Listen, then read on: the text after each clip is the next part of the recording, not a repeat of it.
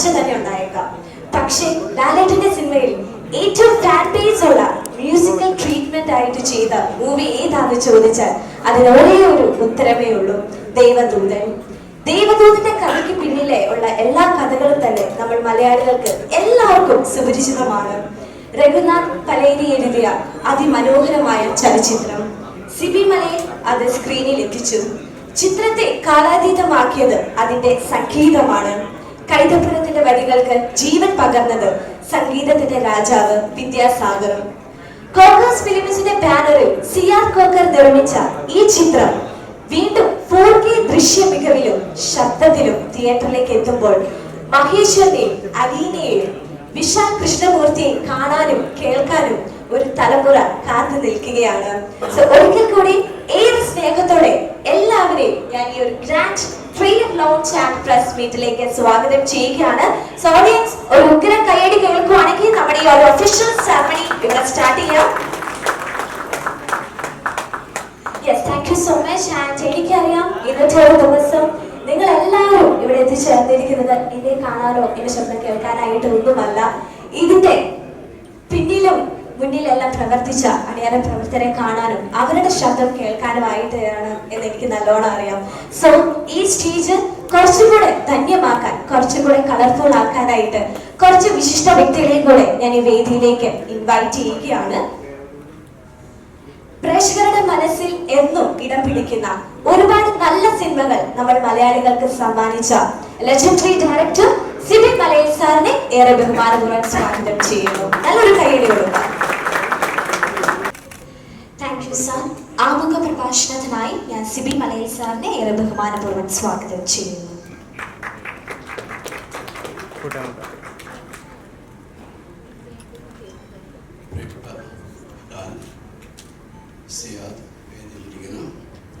Okay. 42 വർഷങ്ങൾക്ക് മുമ്പ് ഞാൻ കണ്ട ഒരു സ്വപ്നമാണ് എൻ്റെ ആദ്യ സിനിമയ്ക്കായി ഞാൻ കണ്ട സ്വപ്നമാണ്. ആ സ്വപ്നം സാക്ഷാത്കരിക്കാൻ എൻ്റെ കൂടെ അന്നുണ്ടായിരുന്നത് രഘുനാഥ് പലേരി എന്ന എൻ്റെ പ്രിയ സുഹൃത്ത് മാത്രമായിരുന്നു. ഞങ്ങൾ ഒരുമിച്ചാണ് ഈ സ്വപ്നം കണ്ടത്, ഈ സ്വപ്നം നെയ്തെടുത്തത്. പക്ഷേ ഞങ്ങൾക്ക് ഇന്നും അജ്ഞാതമായ കാരണങ്ങളാൽ ആ സിനിമ സംഭവിച്ചില്ല. പിന്നീട് 18 വർഷങ്ങൾക്ക് ശേഷം ഞങ്ങളുടെ ആ സ്വപ്നങ്ങൾക്ക് ചിറകും മുടിപ്പിക്കാൻ ഞങ്ങളുടെ കൂടെ കൂടിയയാളാണ് സിയാദ്. സിയാദ് ഈ സിനിമ നിർമ്മിക്കണമെന്ന് ആഗ്രഹിച്ച് ഞങ്ങളുടെ അടുത്തേക്ക് വരുമ്പോൾ പിന്നീട് ഞങ്ങളോടൊപ്പം ചേർന്നതാണ് പ്രിയ മോഹൻലാൽ, വിദ്യാസാഗർ, സന്തോഷ്, അങ്ങനെ ഒരുപാട് ടെക്നീഷ്യന്മാർ, എൻ്റെ കൂടെ ആദ്യമായിട്ട് വർക്ക് ചെയ്യുന്ന ഒരുപാട് പേര് ഈ സിനിമയ്ക്ക് വേണ്ടി എൻ്റെ കൂടെ ഉണ്ടായിരുന്നു. പക്ഷേ ആ സിനിമ നമ്മൾ ആഗ്രഹിച്ച പോലെ, നമ്മൾ പ്രതീക്ഷിച്ചതുപോലെ തിയേറ്ററുകളിലേക്ക് എത്തുമ്പോൾ അത് വേണ്ട രീതിയിൽ സ്വീകരിക്കപ്പെട്ടില്ല എന്നുള്ളതാണ്. ആദ്യ തവണ 1982-83 കാലഘട്ടത്തിൽ ഞാനും രഘുവും കൂടി സ്ക്രിപ്റ്റ് എഴുതുമ്പോൾ ഏകദേശം 1 വർഷക്കാലം ഞങ്ങൾ ആ സ്ക്രിപ്റ്റിൽ മാത്രം വർക്ക് ചെയ്തിരിക്കുകയായിരുന്നു. അത് സംഭവിക്കാതെ പോയ ആ സിനിമ വീണ്ടും റീവർക്ക് ചെയ്യുമ്പോൾ 2000-ൽ അത് ചെയ്യുമ്പോൾ വീണ്ടും ഞങ്ങൾ 1 വർഷക്കാലം അതിൻ്റെ പുറകിൽ ഞാൻ എൻ്റെ വീട്ടിൽ എൻ്റെ കുടുംബത്തെ കാണാൻ പോലും പോകാതെ 1 വർഷക്കാലം എറണാകുളത്തെ ഒരു വീടെടുത്ത് താമസിച്ചിട്ട് ഞങ്ങൾ ഈ സ്ക്രിപ്റ്റ് റീവർക്ക് ചെയ്തത്. അത്രമാത്രം സമർപ്പണത്തോടെ ഞാൻ ചെയ്ത മറ്റൊരു സിനിമയുമില്ല എന്ന് എനിക്ക് ഉറപ്പിച്ച് പറയാം. അതും പക്ഷേ നമ്മൾക്ക് വലിയ നിരാശ സംഭവിച്ചൊരു സിനിമയാണത്. എനിക്കും സിയാദിനും രഘുവിനൊക്കെ വലിയ രീതിയിൽ ആ കാര്യത്തിൽ വലിയ സങ്കടങ്ങൾ വരുത്തിയൊരു സിനിമ കൂടിയാണ്. ഇന്ന് 24 വർഷങ്ങൾക്ക് ശേഷം ആ സിനിമ വീണ്ടും പ്രേക്ഷകരിലേക്ക് എത്തുന്നു എന്നുള്ളതാണ് ഏറ്റവും വലിയ സന്തോഷം. ഈ സിനിമയ്ക്ക് അന്ന് കാലം തെറ്റിപ്പറന്ന സിനിമയെന്ന് പറയുമ്പോൾ ഇന്ന് ഇതാണ് ഈ സിനിമ പ്രേക്ഷകരുടെ മുന്നിലേക്ക് എത്തേണ്ട കാലം എന്ന് ഞാൻ വിശ്വസിക്കുകയാണ്. കാരണം 2000-ൽ ഈ സിനിമ ഇറങ്ങിയപ്പോൾ ജനിച്ചിട്ട് പോലും ഇല്ലാത്ത ഒരു തലമുറ ഇന്ന് ഈ സിനിമയെക്കുറിച്ച് സോഷ്യൽ മീഡിയയുടെ നടത്തുന്ന അവരുടെ അഭിപ്രായങ്ങൾ, ഈ സിനിമയോടുള്ള അവരുടെ താല്പര്യങ്ങൾ വലിയ ചർച്ചയായി മാറുമ്പോഴാണ് ഒരുപാട് പേര് നമ്മളോട് ആവശ്യപ്പെടുന്നു ഇത് റീമാസ്റ്റർ ചെയ്ത് റിലീസ് ചെയ്യേണ്ടതുണ്ട്. അതിനായി കാത്തിരിക്കുന്ന ഒരുപാട് വലിയ ഒരു പ്രേക്ഷക സമൂഹമുണ്ട്. ഞങ്ങൾ തിരിച്ചറിഞ്ഞതിൻ്റെ ഭാഗമായിട്ടാണ് ഇത് നമ്മൾ ഇങ്ങനെയൊരു റീമാസ്റ്റേർഡ് എഡിറ്റഡ് 4K അറ്റ്മോസ് വേർഷനിലേക്ക് ഈ സിനിമ കൊണ്ടുവരുന്നത്. ഇതിൻ്റെ പുറകിൽ പ്രവർത്തിച്ചത് സിയാദിൻ്റെ മകളും ഉൾപ്പെടെയുള്ള ബോണി തുടങ്ങിയ കുറച്ച് ചെറുപ്പക്കാരുടെ കഠിനമായ പരിശ്രമമാണ് ഇതിനുള്ളത്. അവരെല്ലാവരും കൂടെ ചേർന്ന് ഇതിൻ്റെ ഒരു പ്രവർത്തനം പാതി വഴി എത്തിയപ്പോഴാണ് എന്നെ അറിയിക്കുന്നത് ഞങ്ങളിങ്ങനെ ഒരു മൂവ്മെൻ്റ് ഉണ്ടാകുന്നത്. ഞാനത് പോയി കണ്ടപ്പോഴാണ് ഞാനാണ് നിർദ്ദേശിച്ചത് ഇത് എഡിറ്റ് ചെയ്തിട്ട് ഇതിൻ്റെ ഒരു പുതിയ വേർഷൻ നമ്മളിതുവരെ കഴിഞ്ഞ പ്രാവശ്യം ഇതിനു മുമ്പ് റിലീസ് ചെയ്തപ്പോൾ ഉണ്ടായിരുന്ന ആ കണ്ടൻറ്റിൽ നിന്നും കാര്യമായൊരു എഡിറ്റിംഗ് നടത്തിക്കൊണ്ടാണ് ഇന്ന് ഈ വേർഷനിലേക്ക് എത്തുന്നത്. അതിൻ്റെ കൂടെ സഞ്ചരിച്ച ഒരുപാട് പേരുണ്ട്. പുതിയ തലമുറയിലെ ചെറുപ്പക്കാർക്ക് കൂടാതെ തന്നെ ആദ്യകാലത്ത് ഈ സിനിമ ചെയ്യുമ്പോൾ ആദ്യ തവണ ഈ സിനിമ ചെയ്യുമ്പോൾ എൻ്റെ കൂടെ ഉണ്ടായിരുന്ന 2 പ്രധാനപ്പെട്ട വ്യക്തിത്വങ്ങളെ ഓർക്കാതിരിക്കാൻ കഴിയില്ല. പ്രിയ അഭിനേതാവിൻ്റെ ഏറ്റവും അടുത്ത സുഹൃത്തുക്കളായ മുരളിയും ഇതിൻ്റെ സൗണ്ട് മിക്സിംഗ് നടത്തിയ ശ്രീധറും മുരളിയും ഇന്ന് നമ്മളോടൊപ്പമില്ല. ശ്രീധർ AR റഹ്മാൻ്റെ എല്ലാ പാട്ടുകൾക്കും എല്ലാ സിനിമകൾക്കും ഫൈനൽ മിക്സിംഗ് ചെയ്യുന്ന സൗണ്ട് റെക്കോർഡിസ്റ്റായിരുന്നു. അന്ന് അദ്ദേഹം ഒരുമിച്ച് ഇതിൻ്റെ DTS മിക്സിംഗ് ചെയ്യുമ്പോൾ അദ്ദേഹം എൻ്റെ അടുത്ത് പറഞ്ഞത് ഇത്രയും പെർഫെക്റ്റ് ആയിട്ടുള്ള ഒരു ഓഡിയോ ട്രാക്സ് എനിക്ക് ഇതിനു മുമ്പ് കിട്ടിയിട്ടേയില്ല.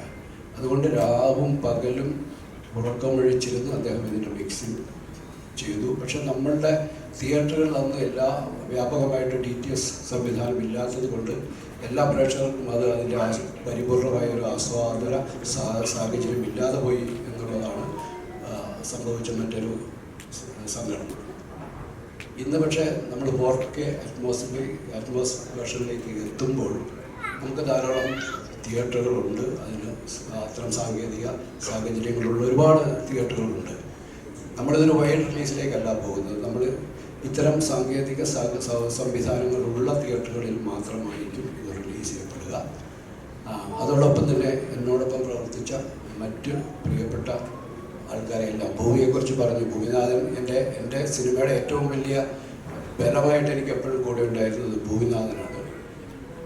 രഞ്ജിത്ത് പറഞ്ഞത് 100% ശരിയാണ്. ഇത്രമാത്രം താളബോധമുള്ള ഒരു എഡിറ്ററില്ല. ഭൂമി നന്നായിട്ട് മൃദംഗം വായിക്കുന്ന ആളാണ്. അതുകൊണ്ട് തന്നെ താളബോധം അദ്ദേഹത്തിന് ജന്മസിദ്ധമായിട്ടുള്ളതാണ്.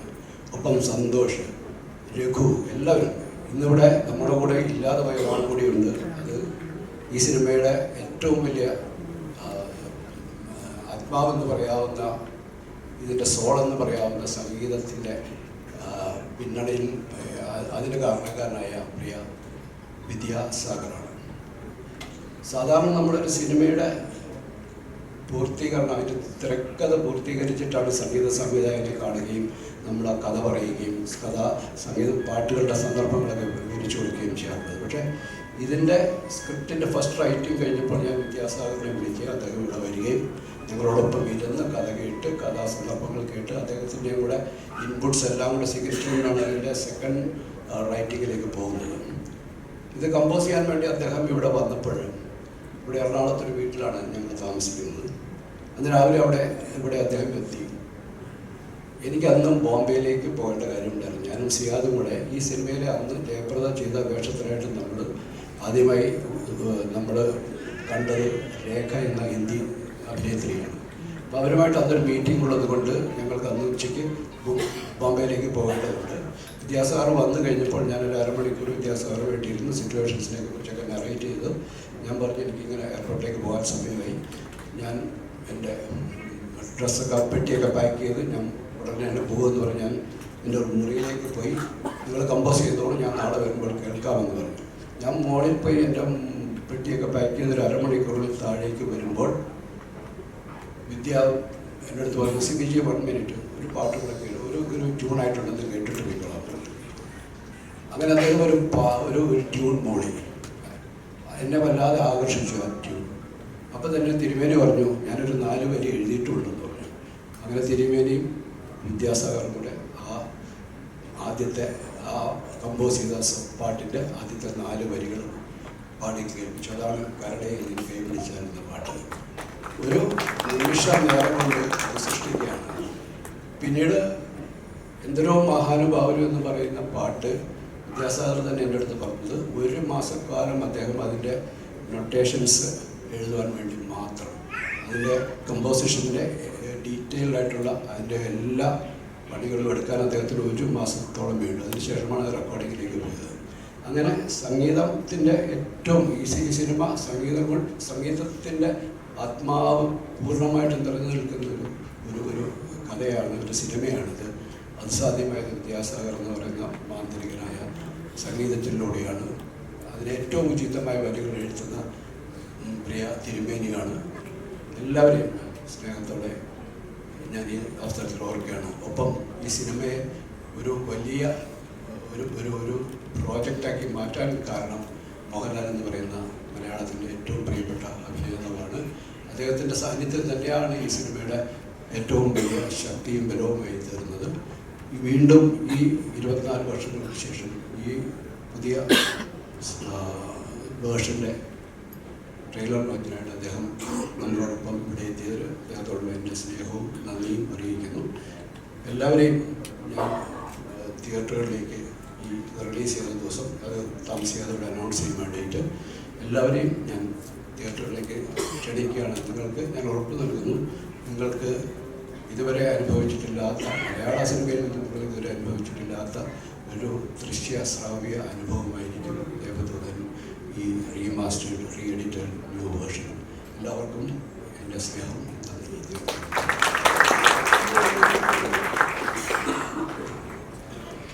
Thank you sir. സോ അടുത്തതായിട്ട് ഞാൻ ഈ വേദിയിലേക്ക് ഏറെ ബഹുമാനപൂർവ്വം സ്വാഗതം ചെയ്യുന്നത് ദേവദൂതൻ എന്ന ഈ മൂവിയുടെ പ്രൊഡ്യൂസർ CR കോക്കർ സാറിനെയാണ്. നല്ലൊരു കൈയ്യടി നൽകിക്കൊണ്ട് നമുക്ക് അദ്ദേഹത്തെ സ്വാഗതം ചെയ്യാം.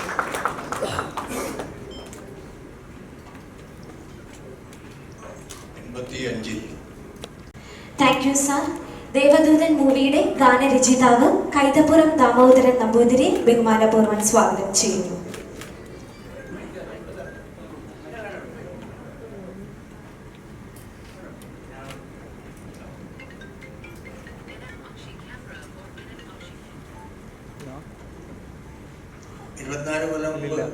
ഉള്ളതിൽ എനിക്കാണ് ഏറ്റവും കൂടുതൽ മാറ്റം ഉണ്ടായിട്ടുള്ളത്.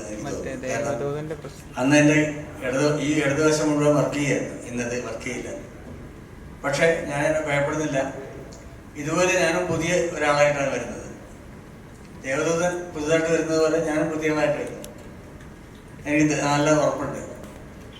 ലാലിൻ്റെ കൂടെ വർക്ക് ചെയ്തിട്ടുള്ള ഒരു 39 കൊല്ലം മുമ്പ് ചെയ്തിട്ടുള്ള ഒരു പാട്ട് എനിക്കിപ്പോൾ ഓർമ്മ വരുന്നു. പാടാൻ നോക്കിയായിരിക്കും ബുദ്ധിമുട്ടുന്നത്.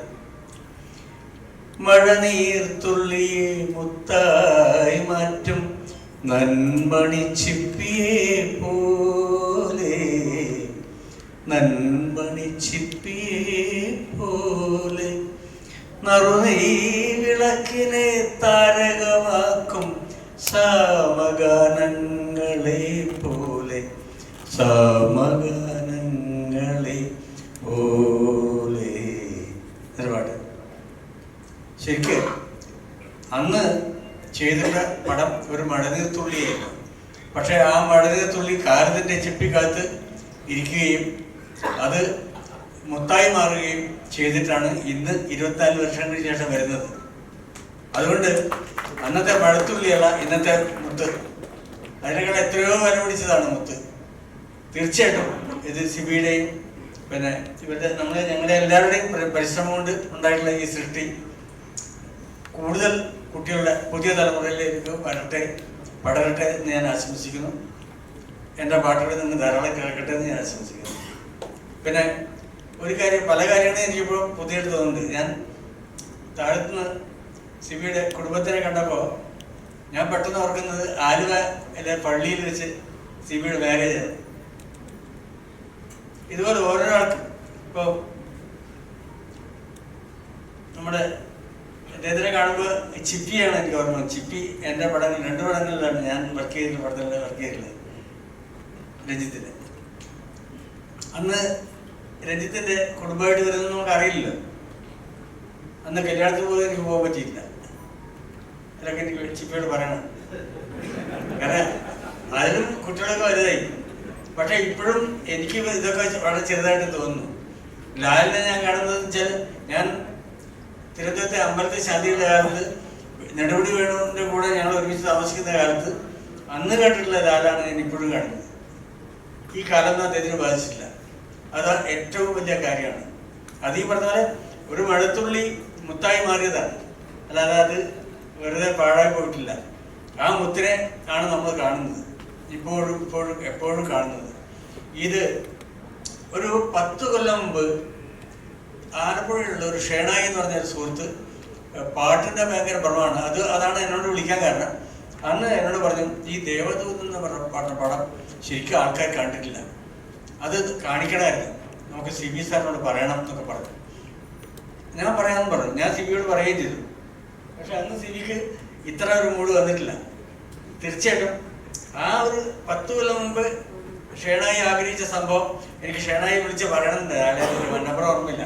ഇതേ നമ്മൾ ഈ പുനർജന്മം തീർച്ചയായിട്ടും അന്ന് 10 കൊല്ലം മുമ്പ് ഷേണായി ആഗ്രഹിച്ചതാണ്. അങ്ങനെ ആഗ്രഹിക്കുന്ന എത്രയോ ലക്ഷക്കണക്കിന് മനുഷ്യരുണ്ടാവും ഞാൻ വിശ്വസിക്കുന്നു. അവർക്കെല്ലാം ഇതൊരു സുവർണ അവസരമാണ്. ഈ അവസരം എല്ലാവരും സ്വീകരിക്കട്ടെ എന്ന് ഞാൻ ആശംസിക്കുന്നു. നമസ്കാരം.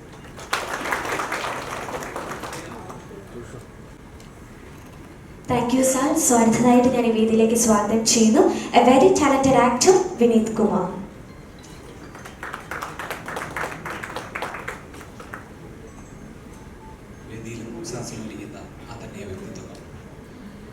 പ്രിയപ്പെട്ടവരെ, ഈ ചരിത്രത്തിൻ്റെ ഭാഗമായിട്ട് ഇവിടെ നിൽക്കാൻ സാധിച്ചതിൽ ഞാൻ ദൈവത്തോട് നന്ദി പറയുന്നു. എൻ്റെ സിനിമ ജീവിതം തുടങ്ങുന്നത്, ഞാൻ എൻ്റെ മുഖം ആദ്യമായിട്ട് സ്ക്രീനിൽ കാണുന്നത് മുദ്ര എന്ന് പറയുന്ന സിനിമയിലൂടെയാണ്. അതുപോലെ എൻ്റെ മുഖം ഇന്നും ഓർക്കാൻ എനിക്കൊരു സിനിമ തന്നതും സിബിസാറാണ്, ദേവദൂതൻ. വളരെയധികം സന്തോഷത്തോടുകൂടിയും ബഹുമാനത്തോടുകൂടിയും ആദരവോടുകൂടിയും ഞാൻ ഈ സിനിമയുടെ ഭാഗമാകാൻ സാധിച്ചതിൽ അദ്ദേഹത്തോടും ഇതിൻ്റെ എല്ലാ പ്രവർത്തകരോടും നന്ദി പറയുന്നു. ലാലേട്ടനും ഞാനുമായിട്ട് ഒരുപാട് സിനിമകൾ എൻ്റെ ലാലേട്ടൻ കുട്ടിക്കാലം അഭിനയിച്ചിട്ടുണ്ട്. കഴിഞ്ഞ് ഭരതം എന്ന് പറയുന്ന സിനിമ ചെയ്യുമ്പോഴും അതൊക്കെ കഴിഞ്ഞ് വീണ്ടും ദേവദൂതൻ എന്ന് പറയുന്ന സിനിമയിൽ എത്തിയപ്പോൾ എനിക്കിപ്പോഴും ഓർമ്മയുണ്ട്. ആദ്യത്തെ ഒരു സീൻ ഞാൻ നടന്നു വരുന്ന അപ്പോഴാണ് എൻ്റെ അടുത്ത് ഈ ക്യാരക്ടർ എന്താണെന്ന് സിബിസാർ പറഞ്ഞു തരുന്നത്. അതുപോലും എനിക്കറിയില്ല, ഞാൻ ബ്ലൈൻഡ് ആയിട്ടുള്ള ഒരു ക്യാരക്ടറാണ് ചെയ്യുന്നതെന്ന് ഒന്നും അറിയില്ല. ആ ഒരു ഷോട്ട് എടുത്ത് ഞാൻ ഇറങ്ങി വരുമ്പോഴാണ് ഞാൻ ലാലേട്ടനെ കുറേ നാളുകൾക്ക് ശേഷം കാണുന്നത്. അപ്പോൾ വീണ്ടും അദ്ദേഹത്തിനോട് വർക്ക് ചെയ്യാൻ ചെയ്തത് സന്തോഷം ഒക്കെ അന്ന് തന്നെ വളരെ എക്സൈറ്റ് ചെയ്യിപ്പിച്ച കുറേ ഘടകങ്ങളാണ്. ദേവദൂതൻ്റെ ഷൂട്ടിങ്ങുമായിട്ട് ബന്ധപ്പെടുത്തിയിട്ട് രഞ്ജിയേട്ടൻ പറഞ്ഞതുപോലെയുള്ള ചില അനുഭവങ്ങൾ ഉണ്ടായെങ്കിലും അതിനേക്കാളൊക്കെ എന്നെ എപ്പോഴും എക്സൈറ്റ് ചെയ്യിപ്പിക്കുന്നത് അതിനകത്തുള്ള ആ ഒരു പാട്ടാണ്. കാരണം ഒരു സോങ്, അങ്ങനെ ഒരു പാട്ടിൻ്റെ ഭാഗമാവുക, ദാസേട്ടൻ്റെ ശബ്ദത്തിൽ കൈതപ്രം സാറിൻ്റെ വരികൾ അതിമനോഹരമായിട്ട് വിഷ്വലൈസ് ചെയ്ത് ആ ഒരു പാട്ടിൻ്റെ ഭാഗമായിട്ട് അഭിനയിക്കാൻ സാധിച്ചു എന്നുള്ളത് എൻ്റെ ഒരു വലിയ ഭാഗ്യമാണ്.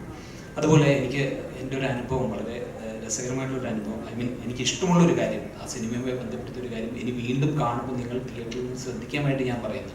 ഞാൻ ആദ്യമായിട്ട് ദേവദൂതൻ തിയേറ്ററിൽ കാണുന്നത് NS തിയേറ്റർ എന്ന് പറയുന്ന കണ്ണൂരിലുള്ള തിയേറ്ററിലാണ്.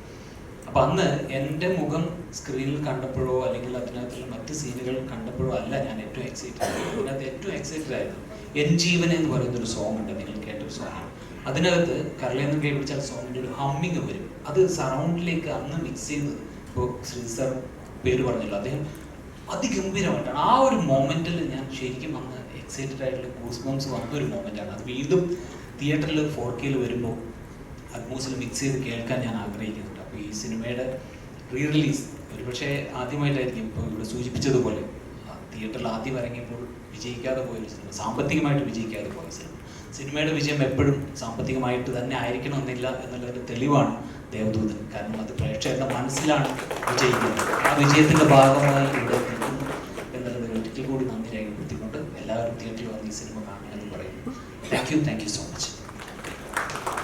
Thank you so much. So, ladies and gentlemen, ഇനി നിങ്ങൾ എല്ലാവരും, നമ്മൾ ഓരോരുത്തരും കാതോർത്തിരിക്കുന്ന ആ ശബ്ദം ഞാൻ ഒരിക്കൽ കൂടി ഏറെ ബഹുമാനപൂർവ്വം ആ മഹാനടനെ ഈ വേദിയിലേക്ക് സ്വാഗതം ചെയ്യുന്നു. നമ്മുടെ ഏവരെയും പ്രിയപ്പെട്ട ലാലേട്ടൻ. നല്ലൊരു കൈയടി നൽകിക്കൊണ്ട് നമുക്ക് ലാസന്റെ വേദിയിലേക്ക് സ്വാഗതം ചെയ്യാം.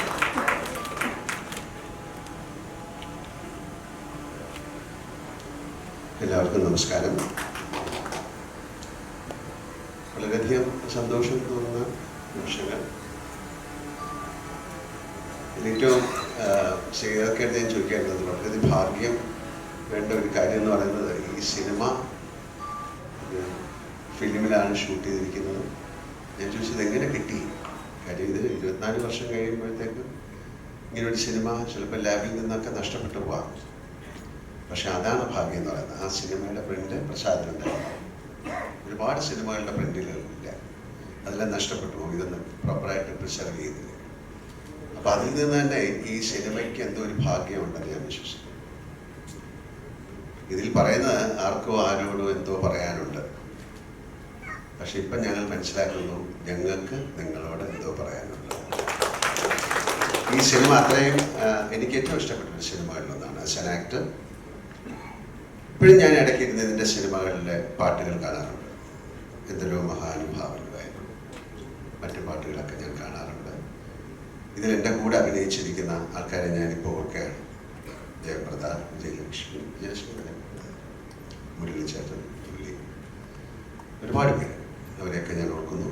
എന്തുകൊണ്ട് ഈ സിനിമ ഓടിയില്ല എന്ന് പറഞ്ഞു കഴിഞ്ഞാൽ, ഇപ്പോൾ അദ്ദേഹം പറഞ്ഞ പോലെ ഇത് കാലം തെറ്റി വന്ന സിനിമ എന്നൊന്നും പറയുന്നില്ല. എന്തെങ്കിലും കാരണം കാണും. അന്ന് ആർക്കും എന്തോ ആരോടോ പറയാനുള്ളതെന്ന് മനസ്സിലായിട്ടുണ്ടാവില്ല. തീർച്ചയായിട്ടും ഞാൻ ശിവീട് ചോദിക്കായിരുന്നു, നമുക്ക് ഒരു സിനിമ ഒരു പക്ഷേ മറ്റ് സിനിമകളുടെ കൂടെ ഇറങ്ങിയത് കൊണ്ടായിരിക്കാം, അല്ലെങ്കിൽ ആ സിനിമയുടെ ടേസ്റ്റ് ആൾക്കാരിലേക്ക് എത്താൻ സാധിക്കാത്തത് കൊണ്ടായിരിക്കാം. പക്ഷെ അന്ന് ഈ സിനിമ കണ്ടപ്പോൾ എല്ലാം അത്ഭുതമായിരുന്നു. അതിൻ്റെ സൗണ്ട് ആയാലും മ്യൂസിക് ആയാലും ക്യാമറ ആയാലും എല്ലാം. പിന്നെ എന്തുകൊണ്ട് ഓടിയില്ല? എത്രയോ വലിയ സിനിമകൾ, നല്ല സിനിമകൾ ഓടാതിരുന്നിട്ടുണ്ട്. അത് എന്തുകൊണ്ടെന്ന് ചിന്തിക്കാൻ പോയാൽ അതിനൊരു കറക്റ്റായിട്ടുള്ള പ്രോപ്പർ ആൻസർ. ഒരുപാട് കാരണങ്ങളുണ്ടാവും. പക്ഷേ സിബി അതിനെ വീണ്ടും റീ എഡിറ്റ് ചെയ്യണമെന്ന് പറഞ്ഞിട്ട് അദ്ദേഹത്തിന് ഇപ്പോൾ ഈ സിനിമ എങ്ങനെ കാണിക്കണം, ഞങ്ങൾക്ക് നിങ്ങളോട് എന്തോ പറയാനുണ്ട്, എന്തോ പറയാനുള്ളത് നിങ്ങളെ കാണിക്കാനായിട്ട് അത് അദ്ദേഹം മനോഹരമായി ചെയ്തിരിക്കുന്നു എന്നാണ് ഞാൻ മനസ്സിലാക്കുന്നത്. എൻ്റെ ജീവിതത്തിലെ, സിനിമാ ജീവിതത്തിലെ ഏറ്റവും നല്ല സിനിമകൾ തന്ന സംവിധായകനാണ് അദ്ദേഹം. എൻ്റെ ആദ്യത്തെ സിനിമ മഞ്ഞിൽ വിരിഞ്ഞ പൂക്കൾ മുതലുള്ള ബന്ധമാണ്. എത്രയോ നല്ല സിനിമകൾ. ഇപ്പം ആൻ്റണി ഇവിടെ പറഞ്ഞ സിനിമ, 2 സിനിമകൾ എന്ന് പറഞ്ഞാൽ സതയം, ഒരു സിനിമ സതയമാണ്. പിന്നെ ഈ സിനിമയെ കുറിച്ച് പറഞ്ഞു ദശരഥ. അതൊക്കെ ആ സമയത്ത് എന്തുകൊണ്ട് ഓടിയില്ല എന്ന് പറഞ്ഞു കഴിഞ്ഞാൽ അതിൻ്റെ ഒരു കാരണമില്ല. പക്ഷെ അതൊക്കെ പിൽക്കാലത്ത് എന്താണ് യൂട്യൂബിലായാലും അല്ലെങ്കിൽ ടെലിവിഷനിലായാലും അല്ലെങ്കിൽ ചെറിയ ചെറിയതൊക്കെ ഇപ്പോഴും ആളുകളുടെ മനസ്സിലേക്ക് എത്തിക്കൊണ്ടിരിക്കുകയാണ്. അപ്പം അങ്ങനെ ഒരു സമയത്ത് ഇങ്ങനൊരു തോട്ട് ഉണ്ടായ ആ ഒരു ചിന്ത ഇത് തോന്നിപ്പിച്ച ആ ദൈവത്തിന് ആദ്യം നന്ദി പറയണം. അല്ലെ, ഇങ്ങനൊരു സിനിമ ഇത് വീണ്ടും നിങ്ങൾക്ക് ഇത് ആളുകളിലേക്ക് എത്തിക്കാൻ സാധിക്കുമെന്ന് ചിന്തിച്ച ആ മനസ്സിന് നന്ദി പറയുന്നു. ഇതിൻ്റെ പുറകിൽ പ്രവർത്തിച്ച എല്ലാവർക്കും ഞാൻ നന്ദി പറയുന്നു. എനിക്ക് ആസ് ആൻ ആക്ടർ ഏറ്റവും വളരെ വേണ്ടപ്പെട്ടൊരു സിനിമയാണ്. വളരെ അത്യപൂർവമായിട്ട് സംഭവിക്കുന്ന കാര്യങ്ങളാണ്. ഹിന്ദി സിനിമകളൊക്കെ വീണ്ടും ബ്ലാക്ക് ആൻഡ് വൈറ്റ് സിനിമകളൊക്കെ എടുത്ത് കളർ ചെയ്തൊക്കെ വീണ്ടും കാണിച്ചിട്ടുണ്ട്. പക്ഷെ അതുപോലെയല്ല, ഇവിടെ പ്രോപ്പറായിട്ട് ഒരു സിനിമ അല്ലെങ്കിൽ അതിൻ്റെ ഫിലിം സൂക്ഷിക്കുക അങ്ങനെയൊക്കെയുള്ള കാര്യങ്ങളില്ല. കാര്യം പല ലാബുകളും ഇപ്പോൾ ഇല്ല, അതൊക്കെ മാറിപ്പോയി. ഇവിടെയൊക്കെ വലിയ കെട്ടിട സമുച്ചയങ്ങൾ വന്നു. അപ്പോൾ അതിൽ ഒരുപാട് സിനിമകളുടെ പ്രിൻ്റൊക്കെ നഷ്ടപ്പെട്ടു പോയി, എത്രയോ സിനിമകളുടെ.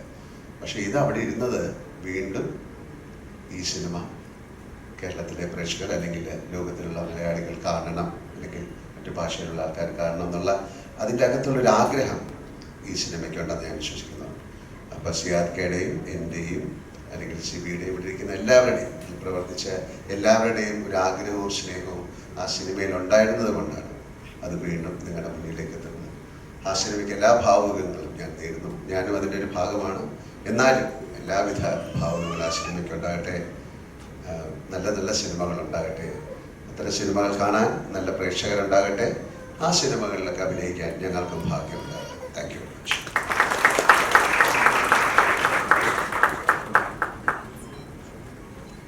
താങ്ക് യു ലാലേട്ട. സോ നെക്സ്റ്റ് നമ്മുടെ ഒഫീഷ്യൽ ട്രെയിലർ ലോഞ്ചിങ് സെറമണി ആണ്.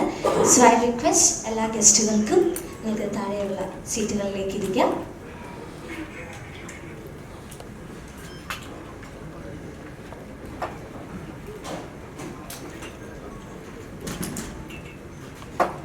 കോസ്റ്റ്യൂമാണെന്നാണ് ഞാൻ കേട്ടിരിക്കുന്നത്. ഇന്നും അതിൻ്റെ ഒരു ട്രെൻഡിൽ നിൽക്കുകയാണ്. എന്താണ് ഈ നിമിഷത്തിൽ ആ ഡ്രസ്സിങ്ങിനെ കുറിച്ചൊന്ന് ഓർക്കുക?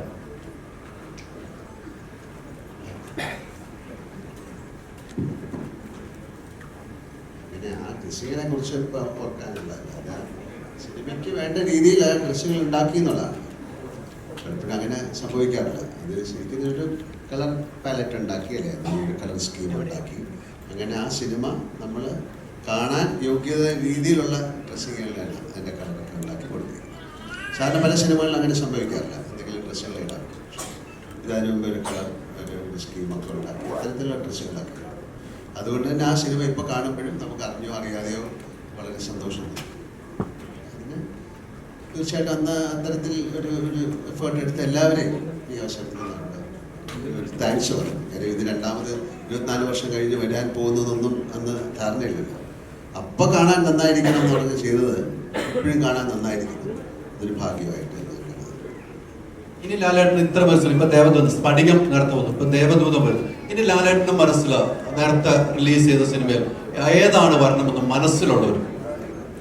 എൻ്റെ മനസ്സിൽ തോന്നിയിട്ട് കാര്യമില്ല. അങ്ങനെയൊന്നുമില്ല. ഇപ്പോൾ എല്ലാ സിനിമ എല്ലാ തരത്തിലും കാണാനുള്ള സാഹചര്യം ഉണ്ടല്ലോ. അത്തരത്തിൽ സിനിമകൾ അതിനൊരു ട്രെൻഡ് ഉണ്ടായ അത്തരത്തിൽ സിനിമകൾ വരട്ടെ. അതിന് ഒരു പർട്ടിക്കുലർ സിനിമ എനിക്ക് എടുത്ത് പറയാൻ പറ്റില്ല. ലാലേട്ടൻ സിനിമയിൽ ഏറ്റവും ഐക്കോണിക് ആയ ഡയലോഗാണ് അയാൾ സംഗീതത്തിന്റെ രാജാവാണ് എന്ന് തുടങ്ങുന്ന വരി. അപ്പൊ അത് പറയുമ്പോൾ ലാലേട്ടൻ കണ്ണുകളിൽ ഒരു ആർദ്രതയുണ്ട്, ഒരു ജീവസാക്ഷാത്കാരം ലഭിച്ച ഒരു സംഗീതജ്ഞന്റെ പൂർണ്ണതയുണ്ട്. ഞങ്ങൾ അതിനെ കാണുമ്പോൾ ഞങ്ങൾക്ക് തോന്നുന്നത്, ഞങ്ങൾക്ക് ആ ഡയലോഗ് കേൾക്കുമ്പോൾ ഓർമ്മ വരുന്നത് വിദ്യാസാഗർജിയാണ്. പക്ഷെ ഇതിനെപ്പറ്റി വിദ്യാസാഗറിനോട് ചോദിക്കുമ്പോൾ അദ്ദേഹം പറയുന്നത് അദ്ദേഹം ആ വരികൾ കേൾക്കുമ്പോൾ ഓർക്കുന്നത് ദൈവത്തെയാണ്. ലാലേട്ടൻ ആ ഡയലോഗ് പറയുമ്പോൾ മനസ്സിൽ വന്നത് ആരാണ്? അങ്ങനെ ഇപ്പം ചോദിച്ചാൽ പറയാൻ പറ്റില്ല. ആ ഒരു നിമിഷമല്ലേ, അതിപ്പോൾ തീർച്ചയായിട്ടും ഓൾമൈറ്റി തന്നെ ദൈവത്തിൻ്റെ മുകളിലുള്ള ഒരാളാണ്. അതാരാണെന്ന് അറിയുന്നത്. ഈ സിനിമ 24 വർഷത്തിന് ശേഷം ഒരു ജനറേഷൻ വീണ്ടും കാണാൻ പോകുന്നു. ഒരു ജനറേഷൻ കൈയടിക്കാൻ മറന്നുപോയെടുത്ത് വീണ്ടും കൈയടിക്കാൻ വേണ്ടി ഒരു കൂട്ടം ഉണ്ടാവുന്നു. അത് ഒരു വല്ലാത്ത അപൂർവതയാണെന്നോ അല്ലെങ്കിൽ അന്ന് മാത്രം സംഭവിക്കാത്തത് പിന്നെ ഒരു ജനറേഷൻ മൊത്തം കാണാൻ പോകുന്നു. ഈ പുതിയ ജനറേഷനോട് ദേവദൂതനെ പറ്റിയിട്ടൊരു ഇൻട്രോ ലാലേട്ടൻ എന്താ പറയുക? അങ്ങനെയല്ല, അവരുടെയൊക്കെ ഒരുപാട് പേരുടെ റിക്വസ്റ്റ് ഇതിന് പുറകിലുണ്ടായിരുന്നു എന്നാണല്ലോ. അപ്പം ഇത്തരം സിനിമകൾ കാണാനൊരു താല്പര്യം അവർ പ്രകടിപ്പിച്ചു. അതുകൊണ്ടാണല്ലോ സിനിമ ഉണ്ടായത്. പിന്നെ ഇതൊരു ഭാഗ്യമാണ്. ഞാൻ നേരത്തെ പറഞ്ഞ പോലെ ഇതിൻ്റെ പ്രിൻ്റ് ഉണ്ടാകുക, ഇത് മാസ്റ്റർ ചെയ്യാൻ പറ്റുക, വീണ്ടും അതിൻ്റെ സൗണ്ട് ട്രാക്ക് ഉണ്ടാകുക, പല സിനിമകളിലും ഇല്ല. അതുകൊണ്ടാണ് ഞങ്ങൾ പറഞ്ഞത് ഇതൊരു ഭാഗ്യമാണ്. ആ ഭാഗ്യം ഈ സിനിമയ്ക്ക് ഉണ്ടാകട്ടെ എന്ന് പ്രാർത്ഥിക്കുന്നു. വീണ്ടും ഇത് സിനിമ തിയേറ്ററിലേക്ക് പോവുകയും പിന്നെ ഈ സിനിമ വീണ്ടും കുറ്റം പറയാൻ തുടങ്ങി കഴിഞ്ഞാൽ നമുക്കൊന്നും പറയാൻ പറ്റില്ല. അപ്പം ഈ സിനിമ വീണ്ടും കാണുക. നിങ്ങൾ കണ്ടിട്ട് ഒരു 24 വർഷം മുമ്പ് നിങ്ങളൊരു സിനിമ എടുത്തിരുന്നു. അങ്ങനെ അന്നേ മലയാള സിനിമ എൻറ്റിറ്റി വൈസ് ചെറിയൊരു സ്ഥലത്തു നിന്നാണ് മലയാള സിനിമ ഉണ്ടാകുന്നത്. പക്ഷെ അതൊക്കെ ആ 24 വർഷം മുമ്പും നമ്മൾ ഇത് ക്രാഫ്റ്റിൽ ശ്രദ്ധിച്ചിരുന്നു എന്ന ഒരു തലമുറയെ ഓർമ്മിപ്പിക്കുന്ന ഒരു സിനിമയായിട്ട് മാറട്ടെ എന്നാണ് ഞാൻ ആഗ്രഹിക്കുന്നത്. പറഞ്ഞല്ലോ, ലാലേട്ടനടുത്ത് പറയുകയാണ് ഈ സിനിമ വീണ്ടും നമ്മൾ റിലീസ് ചെയ്യാൻ ഒരുങ്ങുകയാണെന്ന് പറഞ്ഞപ്പോൾ ലാലേട്ടൻ ഇവരുമായിട്ട് സംസാരിച്ചപ്പോൾ എന്തായിരുന്നു ലാലേട്ടൻ പറഞ്ഞു ഇങ്ങനെ വീണ്ടും ഈ സിനിമ റിലീസിന് ഒരുങ്ങുന്നു, ഇവർ രണ്ടുപേരും ഒന്ന് കാണുക? വളരെ സന്തോഷം തോന്നി. കാര്യം അതൊരു വലിയ കാര്യമാണ്. കാര്യം അന്ന് ആ സിനിമ ഇപ്പം പറഞ്ഞ സംസാരിച്ചത് മനസ്സിലാക്കാമല്ലോ. നമ്മൾ വളരെയധികം ആ സിനിമയ്ക്ക് വേണ്ടി പ്രയാസപ്പെട്ട് എടുത്തൊരു സിനിമ അതന്ന് സക്സസ് ആയില്ല. അപ്പം അതിനെ ഒരിക്കൽ കൂടെ ആൾക്കാരിലേക്ക് എത്തിക്കാൻ ശ്രമിച്ചു എന്ന് പറയുന്നത് വലിയ കാര്യമാണ്. ആ ഒരു എഫേർട്ടിന് തീർച്ചയായിട്ടും ദൈവത്തിൻ്റെ ഭാഗത്തു നിന്നൊരു ഫലം ഇവർക്ക് കിട്ടും, അല്ലെങ്കിൽ ഞങ്ങൾക്ക് കിട്ടുമെന്ന് ആഗ്രഹിക്കുന്നു. വളരെ സന്തോഷം തോന്നിയ കാര്യത്തിലാണ്. അതാണ് ഞാൻ നേരത്തെ പറഞ്ഞത്. ഇത് തോന്നിപ്പിക്കുകയാണല്ലോ ഒരു സിനിമ വീണ്ടും നിങ്ങൾക്ക് ചെയ്യാൻ. അപ്പം ആ തോന്നിപ്പിക്കുന്നത് ആരോടും എന്തോ പറഞ്ഞതാണ്. ആ പറഞ്ഞ കാര്യം നടക്കട്ടെ, അതൊരു നല്ല വാക്കായി മാറട്ടെ, നല്ലൊരു സെൻറ്റൻസായി മാറട്ടെ.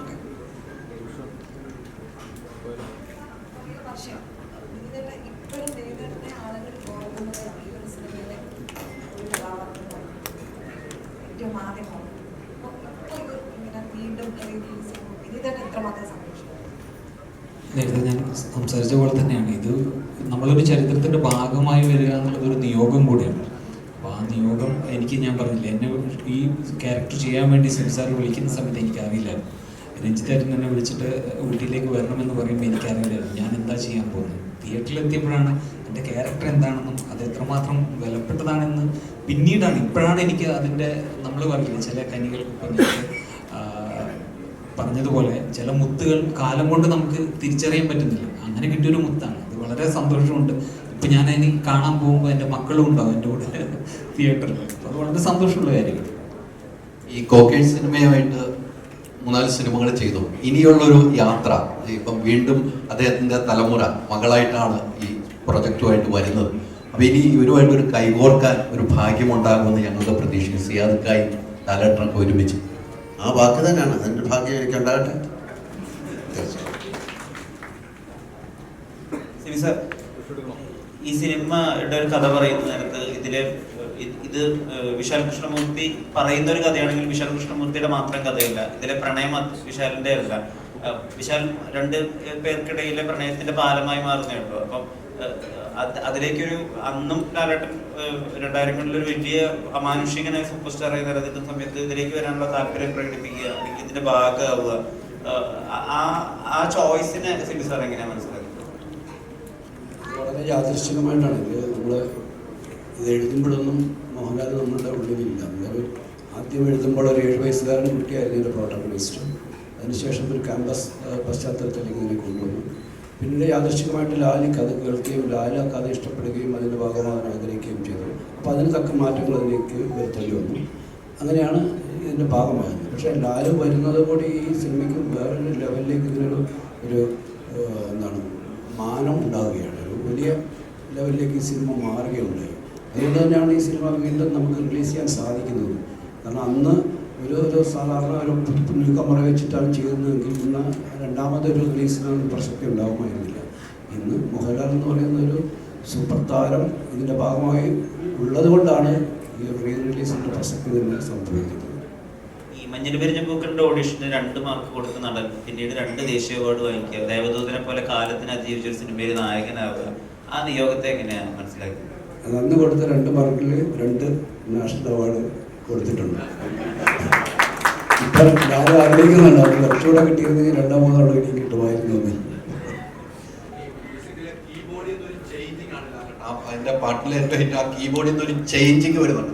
അത് വലിയ രീതിയിൽ കയ്യടി വാങ്ങുന്ന ആ സോങ്ങിന്റെ ഇതാണ്. അതെങ്ങനെയാണ് ഒരു ചേഞ്ചിങ്ങിലേക്ക് സിബി സാറ് പറഞ്ഞ് മനസ്സിലാക്കി കൊടുക്കുന്നു? ലാലേട്ടൻ ചെയ്യുകയും ചെയ്യുമ്പോൾ മനസ്സിലുണ്ടാവും സന്തോഷമുണ്ടല്ലോ. അതിപ്പോഴും അത് കാണുമ്പോൾ നമുക്ക് ആ കീബോർഡിൽ നിന്ന് പെട്ടെന്നൊരു ചേഞ്ചിങ് ആണ് ആ പാട്ടിലേക്ക് പോകുന്നത്. അതെങ്ങനെയാണ് സിബി സാറ്?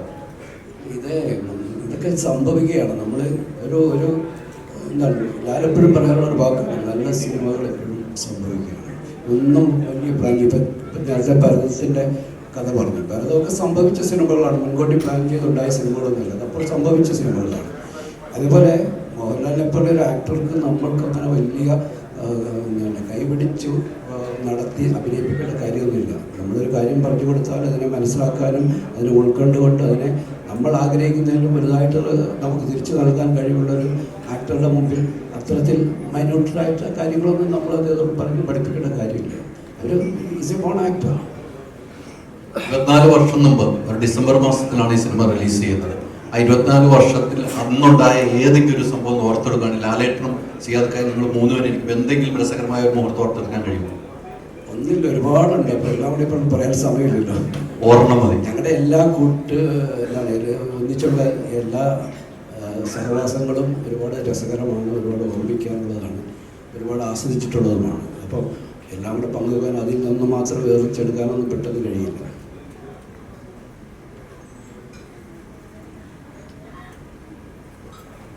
സിയാദക്കാക്ക് എന്താ പറയാനുള്ളത്? എനിക്കല്ല, തീർച്ചയായിട്ടും നമുക്ക് ഈ സിനിമയിലെ വലിയ ഒരു വക്താവാണ്. എന്ന് വെച്ചാൽ വരികൾ വിജയസാറിൻ്റെ മ്യൂസിക് വരികൾ എഴുതിയ അദ്ദേഹമാണ്. അദ്ദേഹത്തിനും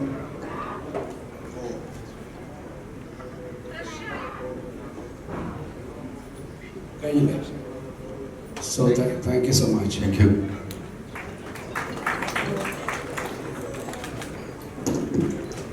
ഫസ്റ്റ് മീറ്റ് ഇവിടെ കഴിഞ്ഞ